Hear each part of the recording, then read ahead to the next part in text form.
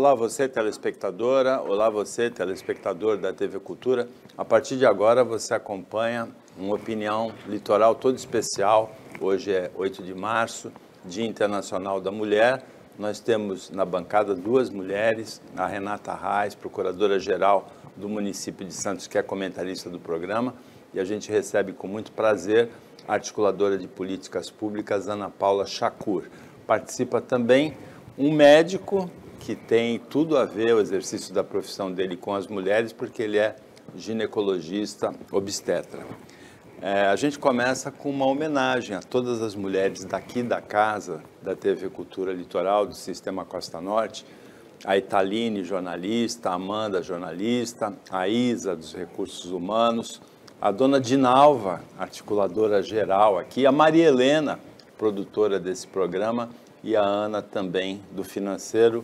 Um abraço para todas, sintam-se homenageadas com a presença aqui da Ana Paula e da Renata Reis. Parabéns especial também para a Fabiana Canal, que é aniversário dela hoje, além de ser Dia da Mulher, é aniversário da Fabiana Canal, nossa telespectadora. A gente vai começar falando um pouquinho, precisa ter Dia Internacional da Mulher ainda? Renata, boa tarde. Boa tarde a todos que estão nos assistindo. Ana Paula está aqui com a gente hoje, doutor Benjamin. Precisa para mim mais do que nunca, porque a gente tem uma grande ilusão de avanço. E o que a gente tem visto hoje em dia, pelo menos aquilo que eu enxergo do que está acontecendo não só no Brasil e no mundo, é um verdadeiro retrocesso, porque as mídias sociais escancararam para a gente algo que a gente muitas vezes fingia que não enxergava ou não tinha acesso para poder enxergar. Nessa segunda-feira, o secretário-geral da ONU, num discurso, ele fez, né, um discurso voltado realmente à questão da mulher em todo o mundo, da violência contra a mulher, e segundo o discurso dele, nós precisaríamos hoje de pelo menos 300 anos para alcançar a distância, né, que nós estamos, para alcançar uma igualdade de direitos entre homem e mulher, estaria em cerca de 300 anos. Então, a gente está muito, muito distante, as pessoas confundem hoje, por conta de bandeiras mal conduzidas.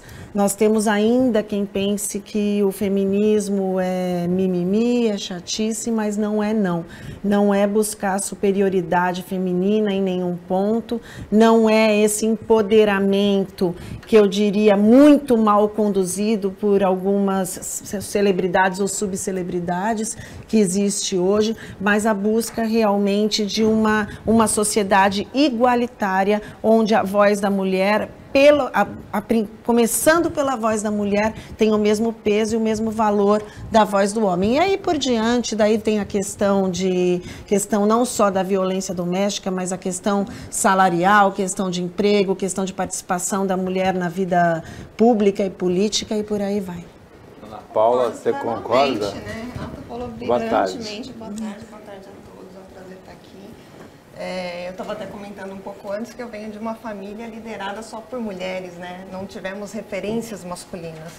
Então, muitas vezes eu não senti na pele essa discriminação, esse preconceito, talvez justamente por já ter sido criada muito empoderada.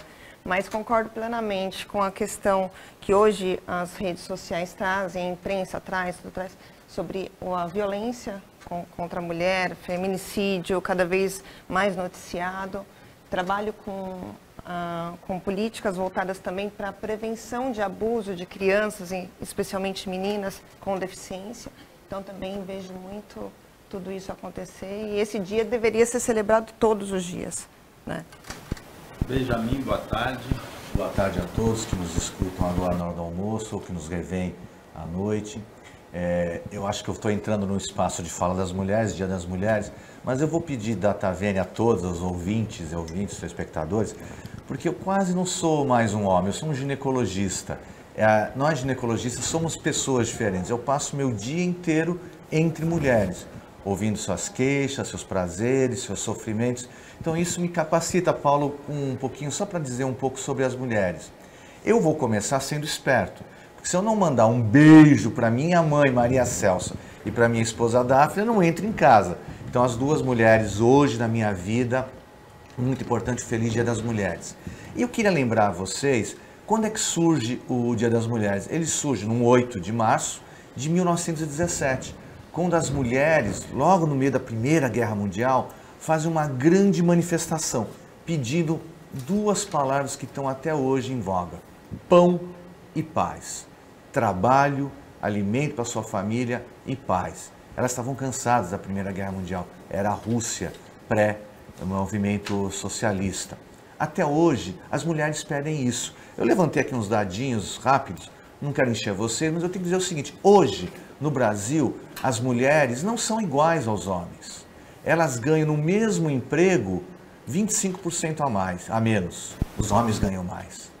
Nos empregos informais, 15% a mais são mulheres do que homens. Na progressão no emprego, elas são diminuídas em relação aos homens. Nos últimos anos do Brasil, apenas 8 mulheres tiveram grandes cargos de liderança na política brasileira. Uma foi cassada. Quando a gente para e vê friamente, a gente responde a pergunta do Paulo: ainda temos que não comemorar, nós temos que lembrar essa data para que cada dia a gente consiga ter uma igualdade. Nessa bancada hoje somos iguais, 2 homens e 2 mulheres. Queria eu que fosse assim em todos os empregos e nas casas. E lembrando que quando essas duas forem para casa, 25% a mais do trabalho doméstico são das mulheres. Não dá para dizer igualdade ainda. Até vou lembrar de cumprimentar as outras comentaristas que participam desse programa normalmente, que são minoria, infelizmente, que são a Patrícia Gores, a Camila Amorim e a Cris Aragoni, da Acta Motors. Agora, Renata, você é chefe, né? Você é a procuradora-chefe da Prefeitura de Santos. O Portal UOL hoje tem um levantamento que eu achei muito interessante. Na chefia dos poderes no Brasil, o Poder Legislativo, o Poder Executivo e Poder Judiciário, desde 88, na redemocratização, nesses 3 poderes passaram na chefia 66 homens e só 4 mulheres. No Congresso, nenhuma. Nem presidência do Senado, nem presidência da Câmara. Na presidência da República, uma, a Dilma, que o Benjamin citou, que foi cassada. E no Judiciário, que é a sua área, um pouquinho melhor. A Ellen Grace, a Carmen Lúcia e a atual Rosa Weber, né? Exato. 3 presidentes. 4 mulheres para 66 homens, sendo que na população a mulher é maioria, não o homem, né?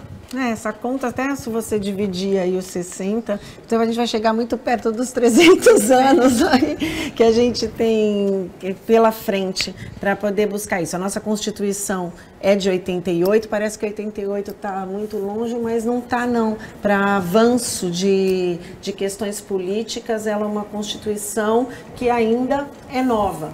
E a gente realmente, no Poder Judiciário, o Poder Judiciário está à frente, porque a forma como ele é regido e a alternância de poder, ela é diferente dos demais, onde a gente precisa propriamente de eleições populares para isso ser conseguido. Então, para você ter um chefe do Poder Executivo, você precisa eleger uma mulher.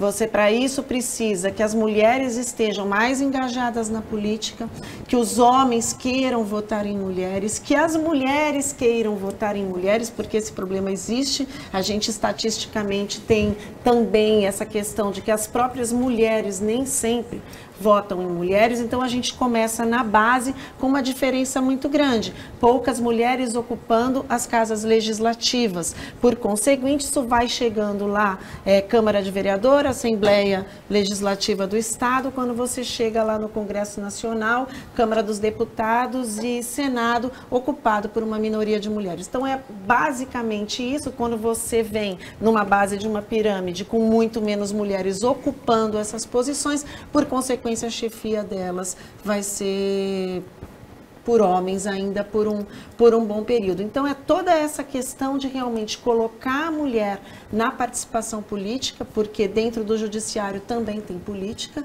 Ninguém chega ao Supremo Tribunal Federal se não tiver um engajamento, pelo menos político. Então a gente precisa disso, mais mulheres na política para que elas possam galgar essas funções e lá na frente pleitear essas chefias de poder. Ana Paula, você é articuladora de políticas públicas, tem alguma política pública que possa equalizar mais ou menos essa participação feminina no comando? Eu acho que um pouco do que a Renata falou, que essa base que nós precisamos ter, ela ainda não é trabalhada, e eu penso muito, inclusive na educação política dentro das escolas de base, para as meninas, né, para os jovens. E eu trabalho muito com políticas voltadas para a pessoa com deficiência, também é uma minoria. E eu ainda acredito que não só todas essas dificuldades da mulher estar no poder, em cargos de chefia, existe algo que é velado, que também são os assédios morais que essas mulheres sofrem, muitas vezes diminuindo a tua coragem para lutar aí nesse meio tão masculino. E é importante nessa união que a Renata falou, mulheres votando em mulheres, mulheres se unindo de verdade, né, com verdade, para poder, acho que, alcançar uma política mais igualitária. Aqui na nossa região, Benjamin, a gente pode lembrar da prefeita de Peruíbe, Milena Bargieri, a atual prefeita de Praia Grande, Raquel Kine, a Antonieta de Brito, que foi prefeita de Guarujá, tem a Márcia Rosa, que foi prefeita de Cubatão, e a Thelma de Souza, que foi prefeita de Santos. Também é muito pouco no universo de prefeitos dessas 9 cidades desde 88, né? Engraçado, o Paulo roubou o meu pensamento. Eu estava fazendo essa conta exatamente. Neste momento, nas nossas cidades, só uma prefeita mulher. E já é redundância, né? Ser prefeita tem que ser mulher. Que é a prefeita de Praia Grande. São muito pouco o universo dessas mulheres que conseguem atingir o topo do poder. Eu pego um exemplo aqui na região, Santos, que é a cidade mais desenvolvida, só teve uma prefeita mulher, Thelma de Souza. E pior ainda, só teve uma presidente da Câmara dos Vereadores, que é a Maria Lúcia Prandi. Nunca mais. Cubatão, somente uma prefeita, Márcia Rosa. Por que isso? Eu acho que o que a Ana Paula coloca, começa na discussão, existe uma coisa, inclusive, do assédio moral que todos os dias passa. Eu tenho uma advogada na minha família, minha esposa, que a primeira vez que ela foi numa audiência como advogada, ela escuta o comentário, olha, dessa ninfetinha nós vamos ganhar fácil. Como se o fato de ela fosse jovem e bonita fosse um demérito. Eu jamais ouvi alguém falar, ó, tá vendo aquele gatinho do Paulo, como se fosse Seria um gato velho, né? Seria, além de um cego falando, não seria demérito, seria um elogio. A casca, a pele que as mulheres têm que ter é muito mais áspera, porque elas enfrentam todo dia. A gente não pode esquecer do procurador que bateu na sua chefa imediata. E tenho certeza que se a gente começar a conversar aqui, as histórias se repetem. As histórias acontecem no consultório. Não passa um dia que eu não tenho uma mulher ou vítima de violência sexual ou violência moral, em que elas ficam arrasadas. Recentemente, e é uma dificuldade numa solução, tem uma notícia de uma mulher que teve que se expor a uma série de exames ginecológicos para ela poder visitar um companheiro na prisão, porque suspeitaram que ela tinha um celular na vagina. E ela não tinha. Ao mesmo tempo que a segurança tem que ser preservada, como é que a gente evita o constrangimento que essas mulheres passam ao ir na cadeia? Isso é no dia a dia. Se juntam as histórias dos assédios, as duas não, que têm um poder aquisitivo maior, mas as mulheres venciam nos ônibus apertados, em que ainda é tão comum a pessoa abusar, bolinar essas mulheres. Eu lembro daquele rapaz que se masturbava no ônibus e ele vai na delegacia preso e sai pela outra porta e no dia seguinte comete o mesmo crime. A gente tem muito que mudar para que a gente possa um dia tirar a casca grossa que elas fazem e poder mostrar que elas são tão ou mais competentes do que o homem. Sexo, cromossoma X e Y, não está ligado com a inteligência ou com a competência. Se eu fosse um gato, como disse o Benjamin, Miau. eu já seria na milésima vida, né? Depois do intervalo, a gente vai ver um assunto muito interessante relativo às mulheres. Será que elas dirigem melhor que os homens? Depois do intervalo.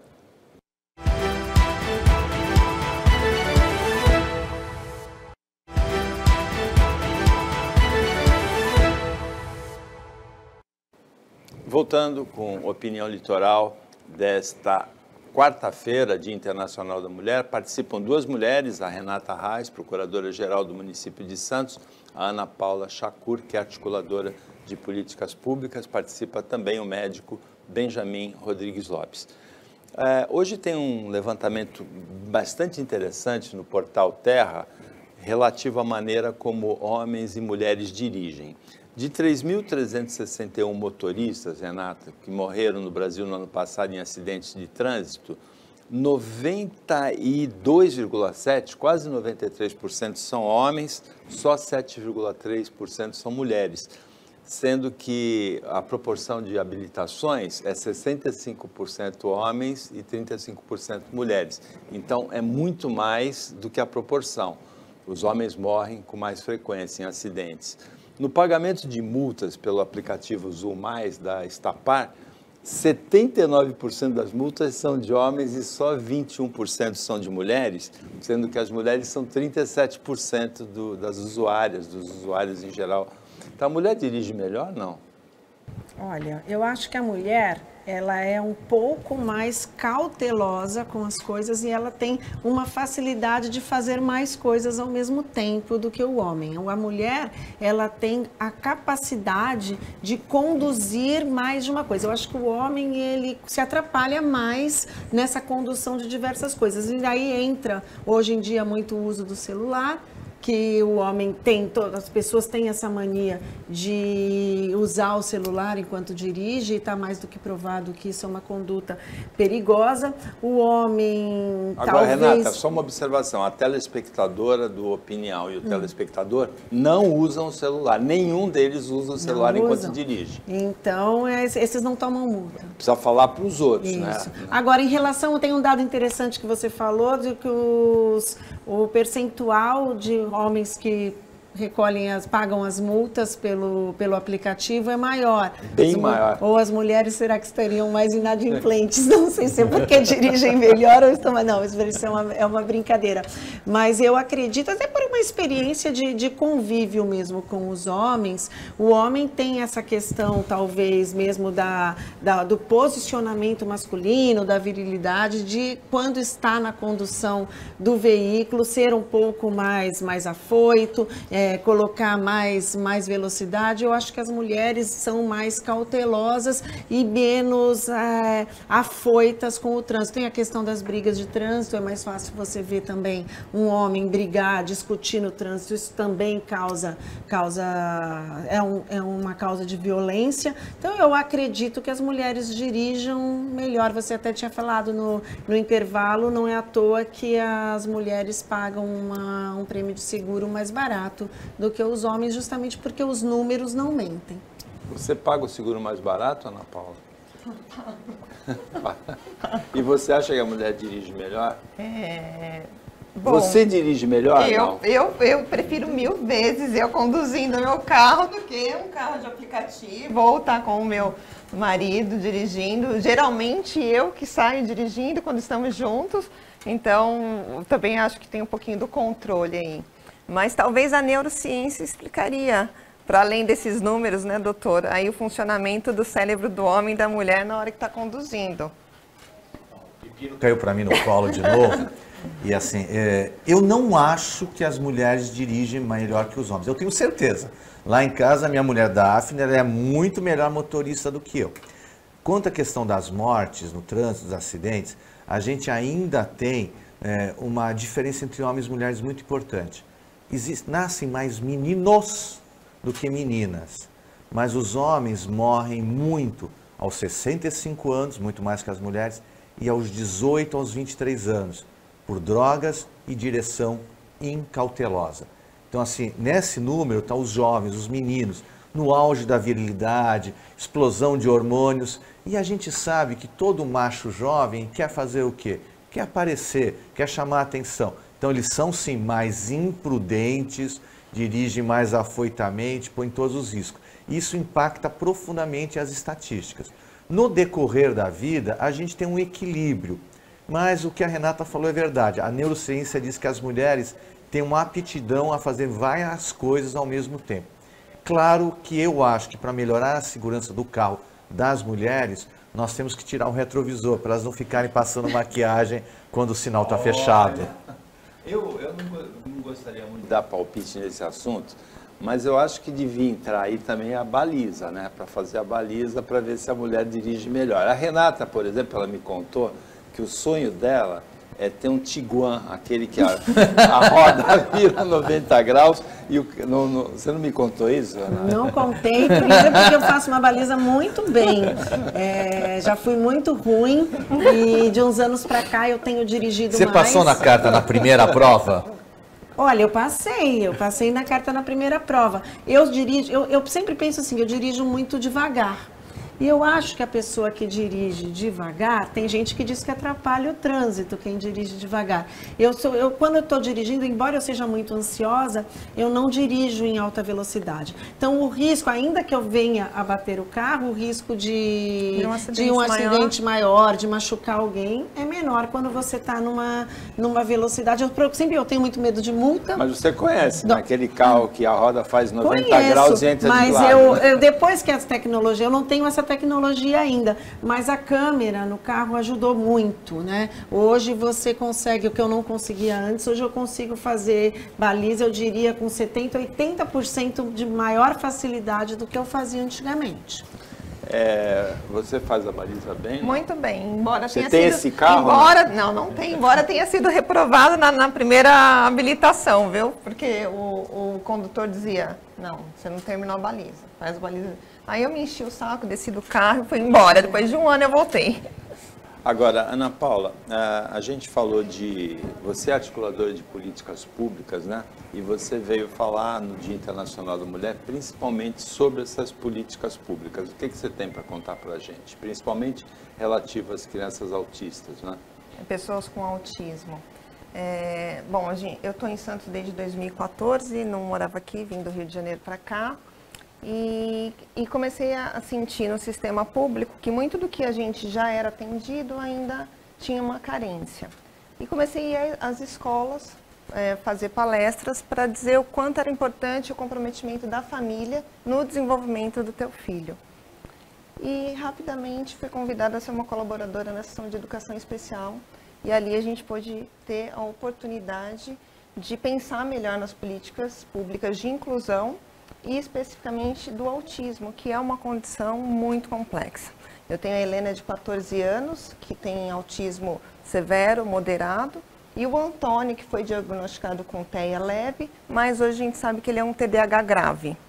Então foram muitos os desafios. E Ana, foi essa necessidade... Eu que é, mas explica melhor essas siglas, porque o nosso ouvinte, apesar de não dirigir ouvindo o celular, ele não sabe as siglas. Sim. Então o autismo é o transtorno do espectro autista, hoje classificado por níveis de suporte. Quanto mais suporte o indivíduo precisa para realizar suas atividades de vida diária, de vida prática, de comunicação, mais grave, digamos, ele é. Então, a gente hoje tem nível de suporte 1, 2 e 3.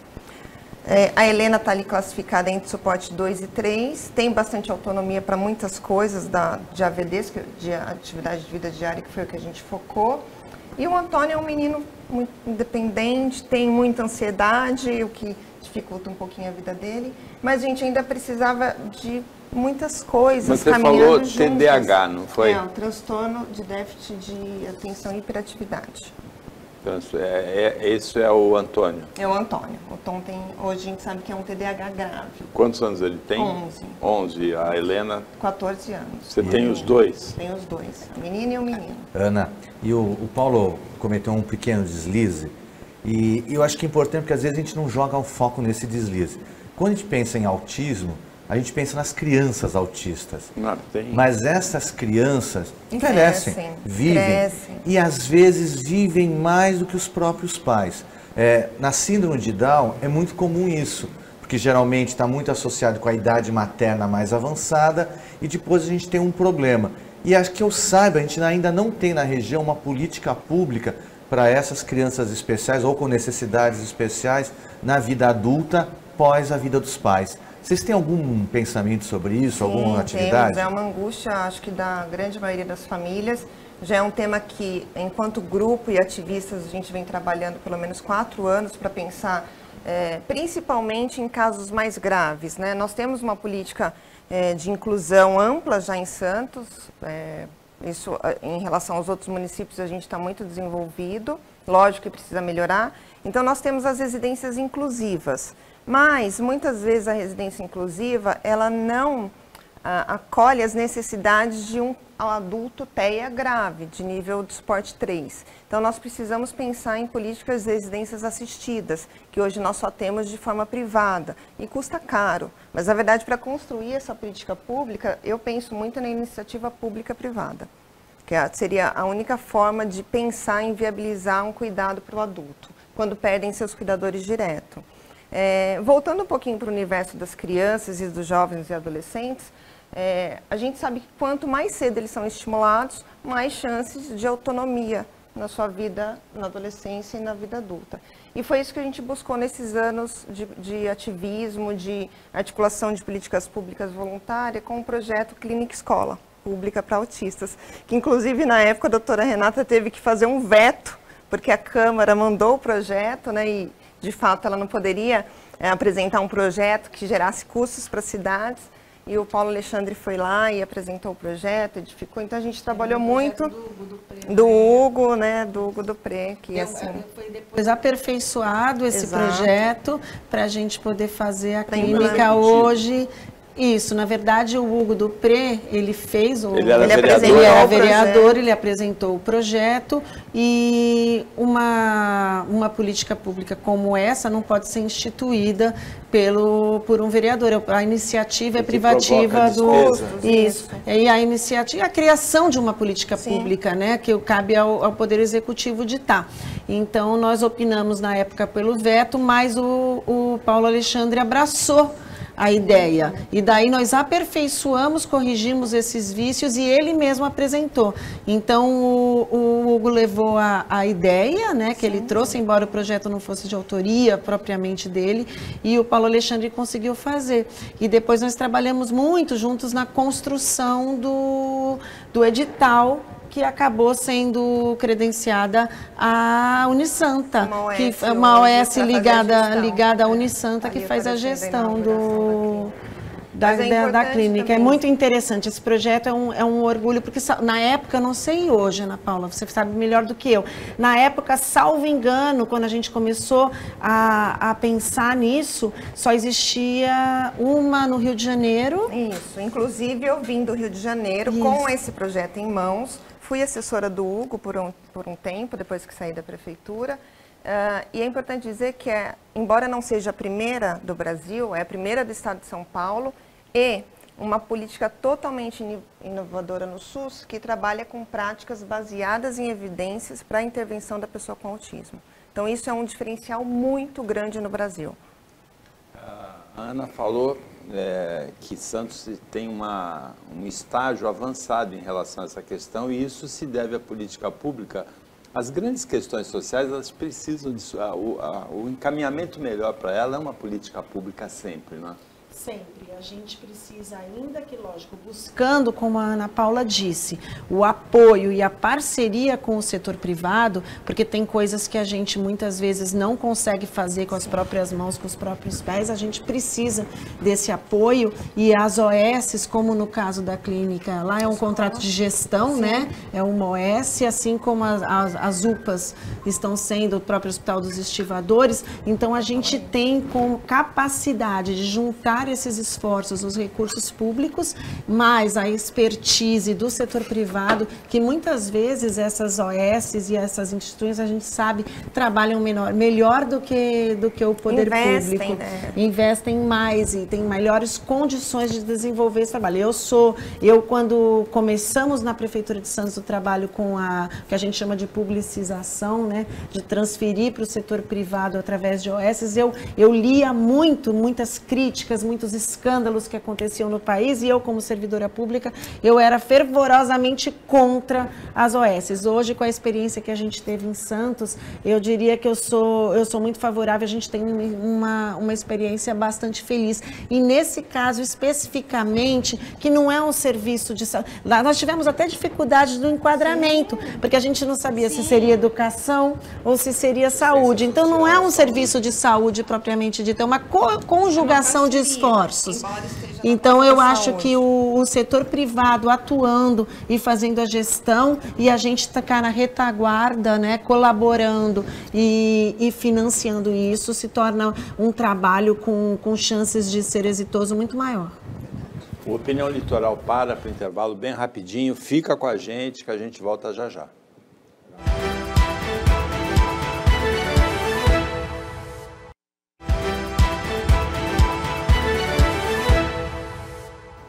Voltando para o último bloco do Opinião Litoral desta quarta-feira, Dia Internacional da Mulher, a Renata Reis, advogada, procuradora-geral do município de Santos, participa, Ana Paula Chacur, articuladora de políticas públicas, Benjamin Rodrigues Lopes. Você citou a escala crescente de feminicídios, falou da misoginia, né? O discurso do ódio contra a mulher, que veio também crescendo nos últimos anos. E a gente falou de política pública. Tem um número que é muito impressionante, que é dos 4 anos do governo Bolsonaro. Nesses 4 anos, o governo Bolsonaro mandou 4 orçamentos para a Câmara. O de 2020, 2021, 2022 e 2023, esse atual que foi feito no ano passado. A verba os recursos para enfrentamento da violência contra a mulher, nesses 4 orçamentos, foram de 22 milhões de reais.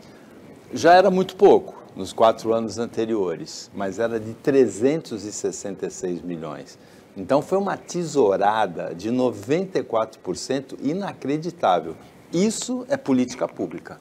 Isso é política pública e isso é o reflexo, claro, das ideias daquele que chefia o Poder Executivo. Você investe naquilo que você acredita. Então, para mim, eu sempre falo, não se iludam, não é um discurso meramente chucro ou de quem não tem conhecimento, mas um discurso realmente de quem não acredita nessas políticas, que entende que elas não são necessárias. Porque aquele que governa e que consegue ter o olhar para essas políticas dessas pessoas que realmente precisam, e quando a gente fala nesses nichos, não só as pessoas com deficiência, mas diversos nichos que normalmente dentro do Poder Executivo são aglomerados em departamentos de cidadania, em secretarias de cidadania e justiça, que são os departamentos voltados ao idoso, à juventude, às mulheres, às pessoas com deficiência e por aí vai. Então, a gente precisa ter esse olhar carinhoso, né? Esse olhar cauteloso com essas pessoas para que você possa investir naquilo e acreditar que aquele investimento vai dar certo. Aqui em Santos, diferente do governo federal nos últimos 4 anos, a gente tem tido uma experiência bastante frutífera, bastante exitosa nos últimos, eu diria, 10 anos, que foi o governo do Paulo Alexandre 8 e esse que agora nós estamos vivendo do prefeito Rogério Santos, onde existe toda realmente uma preocupação em resgatar esses cuidados com esses departamentos. Nós temos até com a criação em 2021, com a Secretaria da Mulher, que antigamente, até 2009, a gente tinha uma secretaria foi criada pelo Papa, a Secretaria de Cidadania, que a gente chamava de CECID. Essa secretaria, ao longo dos anos, ela sumiu nos quadros da Prefeitura e agora ela foi realmente resgatada junto com a Secretaria da Mulher, justamente justamente para ter um olhar especial, um olhar cauteloso voltado para essas políticas públicas. E em Santos a gente consegue fazer isso, eu diria, com muito esforço, mas muito bem. E a gente até pode pensar assim, não é, Ana? E para que serve esse dinheiro de enfrentamento da violência contra a mulher? Para providências básicas. A maior parte das agressões é no final de semana, é quando tem que ter a delegacia da mulher aberta. A maior parte das mulheres não tem para onde ir depois de prestar queixa. Então, casas de acolhimento, esse dinheiro é muito importante. Os 366 milhões já era muito pouco em 4 anos. Agora, tesourar 94% é quase inacreditável num país que tem os números de violência contra a mulher que o Brasil tem, não é? Ainda somos privilegiadas, né, por estar em Santos e ter todo esse olhar voltado para a saúde, para a proteção e para o empoderamento da mulher, esse olhar empático. É triste ter esses números e poder falar deles hoje, num dia em que a gente celebra o Dia Internacional da Mulher. E isso demonstra a necessidade ainda maior de nos unirmos para que a gente possa mudar um pouco esse cenário. Quando o Paulo coloca a questão do governo Bolsonaro, eu sou um não admirador de carteirinha dele, eu queria pegar um outro prisma. Foi esse presidente que, se referindo a uma mulher, falou assim, olha, ela é tão feia que ela não merecia ser estuprada. Aquilo mostrava o caráter dele. Eu acho que neste momento a gente agradece muito ao povo do Nordeste e principalmente às mulheres que votaram maciçamente, não a favor do outro candidato, mas contra este candidato, que tinha uma visão tão deturpada das mulheres. Mas a gente merece ter um pouco de reflexão, porque assim, apesar do Bolsonaro ser o chefe, houveram mulheres que participaram da desconstrução dessas políticas. Nós tivemos uma ministra, a ministra Damares, que chegou a um ponto de dizer que homens se vestem de azul e mulheres de rosinha. Quando a gente pode ter uma Renata Reis que está com azul com bolinhas vermelhas? Nós somos plurais, nós temos olhares diferentes. Sim, eu apontei para ela. Rosa chiclete, não é? E você de azul, né? De azul. Os menininhos estão conservadores. Quando a gente fala das verbas para enfrentamento das políticas de mulheres, a gente lembra da principal, que é a publicização dos eventos. Por exemplo, você quando é uma mulher e foi violentada, quando foi maltratada, para onde você vai? Qual é o número que você liga? Qual é o local onde você pode se abrigar? Se a gente não contar, você não vai saber. E pasmem, as pessoas não sabem. Eu atendo meninas de 14, 15, 16 anos que são violentadas pelo tráfico de drogas na periferia, que têm seus corpos usados. E para onde? Como elas podem correr? Eu tive uma vez uma paciente que tinha o vírus HIV, que é uma redundância, e ela não podia contar ao seu companheiro porque ele era o arrimo daquela família. E se ele, que era casado com uma outra mulher, soubesse que ela tinha o HIV, abandonaria ela. E ela não tinha um aporte, não era deste município, da segurança social. Quando a gente discute essas políticas, a gente sabe que não são políticas ligadas à saúde, ligadas à educação, ligadas à cidadania. São políticas horizontais, perpassam o governo. Precisamos de homens, que infelizmente são os nossos governantes nesses momentos, mas também de mulheres, como essas duas aqui, que entrem na vida pública, ou por concurso, ou por indicação, e façam valer a voz das mulheres. E ajudem as mulheres que ainda, como a Damares, não têm a percepção que Jesus não está na goiabeira, mas está no corpo daquele que é maltratado, a repensar suas vidas. Agora, Ana Paula, na semana que vem, dia 11, tem uma jornada, né, de educação. Começa, né, uma jornada de educação e as questões relativas ao autismo. Sim, nós estamos promovendo a segunda jornada sobre aprendizagem e autismo. Um tema que a gente vai falar depois de quase 8 anos da sua primeira edição, justamente por a gente ter tido esse momento de pandemia, onde nossas crianças, nossos adolescentes com deficiência, especialmente o autismo, tiveram seus tratamentos adiados, a sua aprendizagem adiada, e como tem sido desafiador para muitas famílias, para professores, inclusive terapeutas, esse retorno à escola.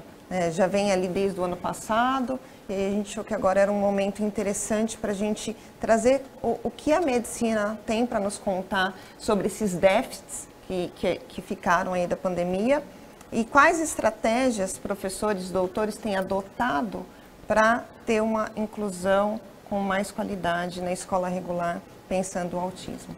Agora, conta um pouquinho da tua experiência pessoal, porque no século passado houve um filme que popularizou, né, que divulgou muito a questão do autismo, que foi o Rain Man, né, um filme dos Estados Unidos.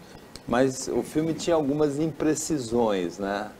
Na realidade, como tudo tem os dois lados, né? A gente acha muito bom quando a gente tem filmes debatendo situações como o autismo, minisséries, enfim. Mas também existe o estereótipo do autismo, né? Traz só uma condição, que é aquela condição do ou ele tem uma alta habilidade, ou ele tem um hiperfoco. E o autismo não é só isso. A gente poderia falar que 10% da população autista são esses autistas com altas habilidades e que conseguem ter uma vida minimamente elaborativa. Então a gente tem um cenário ainda muito grave no Brasil, justamente por falta de acessos, por falta de tratamento baseado em evidências científicas. E sim, o filme trazia algumas situações que ainda não se sabia muito se era autismo, se era esquizofrenia, se era toque, o que era aquilo. Hoje eu acho que isso está mais claro para a população, não só de famílias que hoje estudam muito, buscam muito, conseguem hoje avaliar aquele programa de intervenção, se é válido, se está refletindo na autonomia do teu filho, e quanto os médicos e terapeutas e professores que têm se aperfeiçoado cada dia mais. Ana, desculpa, Paulo, só porque eu acho que é pertinente assim. A gente estava falando em off que quem cuida da criança é a mãe. Muitas vezes os companheiros saem da casa, abandonam, rejeitam. Como é que a gente pensa em fortalecer essas cuidadoras? Porque ter uma criança com necessidades especiais, seja o termo que a gente queira usar, acaba mudando a vida dessa pessoa. Projetos, sonhos, pensar um dia após o outro. Eu tenho uma experiência mais com o cuidador de idosos. E eu sei que metade dos cuidadores de idosos adoecem ao cuidar. Sofrimento físico, problemas de coluna e alguns morrem antes. As mães e os pais de autistas também precisam desse apoio. É pensado políticas públicas nesse sentido? Talvez é isso que eu ia colocar agora, inclusive aqui para a Renata, que talvez seja o momento de pensar políticas públicas. Você já está fazendo lobby com a procuradora, né? Para uma rede de apoio, para o cuidado dessa mulher. Eu hoje tenho a oportunidade de me cuidar, de fazer uma terapia, de ter um psicólogo, ter um psiquiatra ali cuidando da gente, mas a grande maioria não. Tem uma família muito comprometida, mãe, irmã, primos, mas não é a realidade da maioria das mulheres. Sou uma mulher solo, que vim para cá sozinha com os meus filhos, né, passei maus bocados, mas não estagnei, né, fui à frente. E talvez uma política hoje dessa rede de cuidado, de apoio para essa mulher, para essa mãe. Eu tenho uma dúvida também que eu queria tirar com você sobre a sua visão disso. Você entende que hoje nós temos mais pessoas com autismo ou nós temos mais pessoas diagnosticadas? Porque eu acho que hoje a gente conversa e a gente vê muitos casos. Antes as pessoas não sabiam, principalmente nesses chamados graus mais leves. Será que essas pessoas ficavam adultas e são autistas e sequer sabem? E hoje com a escola, a escola às vezes até passa também pelaquela questão da aceitação dos pais. Nossa, porque é diferente de uma síndrome de Down que você olha o seu filho e você sabe que ele tem uma característica física, o autista não tem. Então eu sei de casos que as pessoas têm uma certa dificuldade de aceitação. Você entende que hoje a gente tem mais, existe uma condição genética, alguma coisa que a gente tem mais, ou as pessoas hoje são mais diagnosticadas? Eu acredito que é multifatorial. Existe a genética, obviamente, existe a mudança de critérios diagnósticos, Renata. De tanto em tanto tempo esses critérios são mudados. E talvez hoje o espectro ele ficou mais elástico. O importante é dizer que não é porque você tem um sintoma, porque você não socializa bem, ou você... porque ainda as pessoas também esqueceram de outros diagnósticos, né? Existe pessoas tímidas, pessoas que de fato não se sentem confortáveis de socializar. E existe também uma porção de diagnósticos errados. Então, acho que ainda tem muito para a gente observar do ponto de vista médico e social para avaliar melhor esse crescimento do autismo.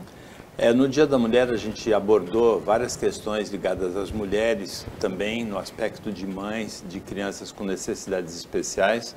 E para terminar o programa, Renata, você falou de misoginia e tem a polêmica do Campari, né, nas redes sociais. Vocês vejam o Campari não sei se é influencer, youtuber, até vou perguntar para o Benjamin depois. Bad influencer.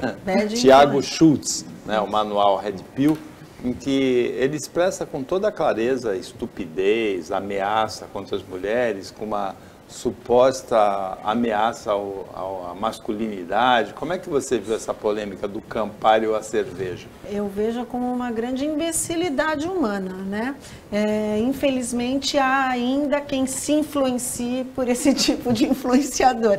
Hoje em dia, na verdade, as pessoas elas buscam um mentor para aquilo que elas acreditam. Esse rapaz ele é seguido por pessoas que acreditam nesse pensamento boçal que ele agora está propagando. Então, ele não tem a influência que ele tem se ele não tiver seguidores que acreditem naquilo. Então, é uma forma dessas pessoas que já são preconceituosas, já são misóginas, muitas vezes criminosas, se respaldarem ali com uma rede de pessoas com o mesmo pensamento comum. Tanto é que o episódio seguinte foi a ameaça a uma mulher que propagou, né, fez uma espécie de piada, o meme com as coisas que ele dizia, e ele mandou uma mensagem para ela dizendo que ela retirasse a postagem, que aquilo seria processo, você prefere processo ou bala? A gente sabe que esse cara não pretende matá-la, ela até conseguiu uma medida protetiva, agora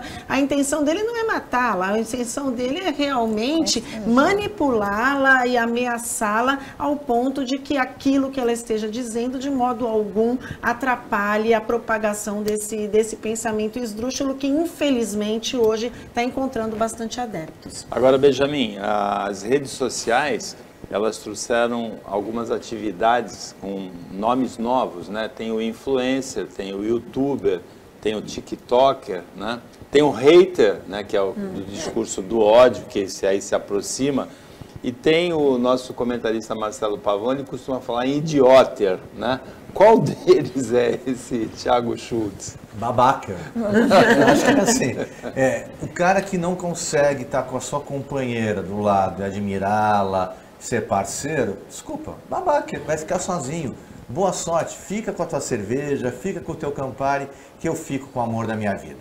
Olha, no final desse programa a gente volta a prestar um agradecimento, uma homenagem para Renata Reis, para Ana Paula Chacur, também para todas as mulheres do Sistema Costa Norte, a Isa, a Ana, a Italine, a Amanda, a Dinalva, a Maria Helena. Será que eu esqueci alguém? Tomara que eu não tenha esquecido ninguém.